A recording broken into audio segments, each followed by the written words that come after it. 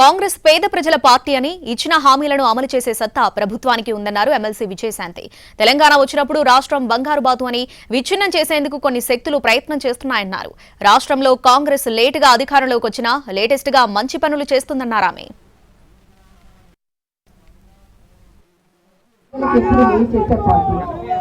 కొన్ని దుష్టశక్తులు కొన్ని మాట్లాడతారు, దాన్ని మనం పట్టించుకోవాల్సిన అవసరం లేదు.